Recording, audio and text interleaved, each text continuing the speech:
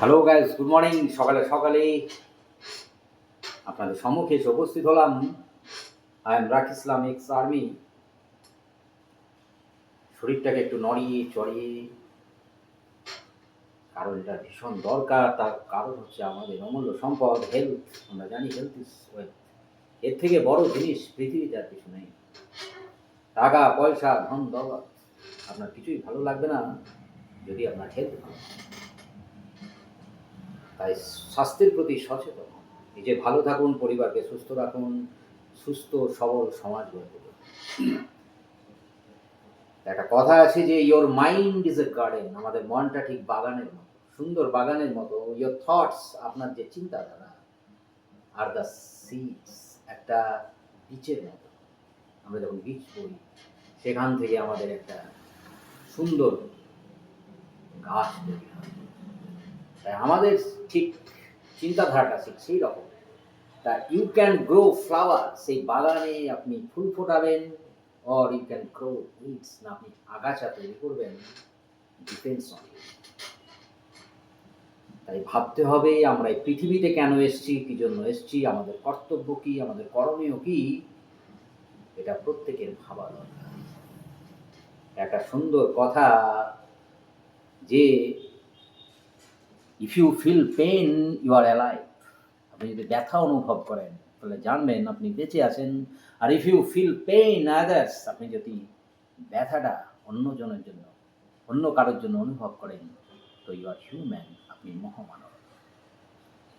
তাই as a human being আমাদের মানবিকতা, মনুষ্যত্ব যখনই এগুলো থাকবে, তখন আপনি অন্যের জন্য, সমাজের জন্য, দেশের জন্য, প্রত্যেকটা অসহায় মানুষের জন্য আপনার ভালো কাজ করার ইচ্ছে শক্তিটা বেড়ে যাবে।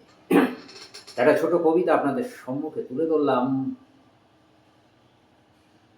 যাদের লালন পালনে আমরা এই পৃথিবীর মুখ দেখেছি, বড় হয়েছি, মা পৃথিবীর সব থেকে শ্রেষ্ঠ শিক্ষক, যেটা আমাদেরকে প্রথমেই শেখান, তিনি হচ্ছেন আমাদের আর কেউ নয়, তিনি হচ্ছেন আমাদের মা। ভোরের আলো ফোটার আগেই মায়ের ঘুম ভাঙে। ঘড়ির কাঁটা তখনও 6 ছুঁয়েছে কিনা সে হিসাব তার কাছে অপ্রয়োজনীয়। তার শরীরটা যেন সময় জানে।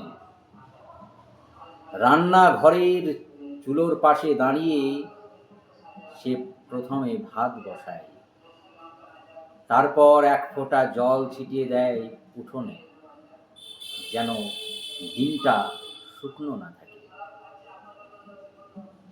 মা খুব বেশি কথা বলে না, তার কথাগুলো জমে থাকে কাজে, স্পর্শে, দৃষ্টিতে।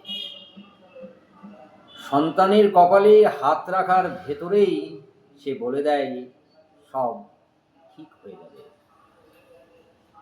ছেলেটা স্কুলে ফেল করলে মা বকেনি, শুধু রাতেই ভাতের সাথে একটু বেশি ডাল ঢেলে দিয়েছিল। মেয়েটা কাঁদলে মা প্রশ্ন করেনি, নিঃশব্দে পাশে বসে চুলে আঙুল বুলিয়ে দিয়েছিল। বাড়ির সবাই যখন ব্যস্ত থাকে নিজের নিজের জগতে, মা তখনও সবার জন্য অদৃশ্য হয়ে কাজ করে যায়।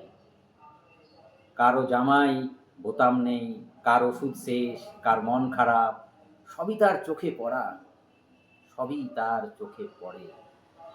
অথচ কেউ তাকে জিজ্ঞেস করে না, মা তুমি কেমন আছো? একদিন মা অসুস্থ হলে বিছানায় শুয়ে থেকেও সে বলল, গ্যাসটা বন্ধ করে দিস। তখনই বুঝলাম মা মানে কেবল মানুষ নয়, মা মানে অভ্যেস, নিরাপত্তা, নিরবচ্ছিন্ন দায়িত্ব। তার অনুপস্থিতিতেই তার উপস্থিতির গভীরতা টের পাওয়া যায়। মা সুস্থ হলে আবার আগের মতো, ভোরের আগে জেগে ওঠা, চুলোর আগুন উঠানে জ্বলা, জলে, কিন্তু আমার চোখ বদলে গেছে। এখন বুঝি মা কোনো গল্পের চরিত্র নয়, মা নিজেই গল্প, যার শুরু নেই, শেষ নেই। সে নিঃশব্দে বয়ে যাওয়া নদী, সবাইকে বাঁচিয়ে রেখে নিজে কখনো সমুদ্রের দাবি করে না। তাই আজকে এতটুকু। প্রত্যেকেই ভালো থাকবেন, সুস্থ থাকবেন। Thank you very much.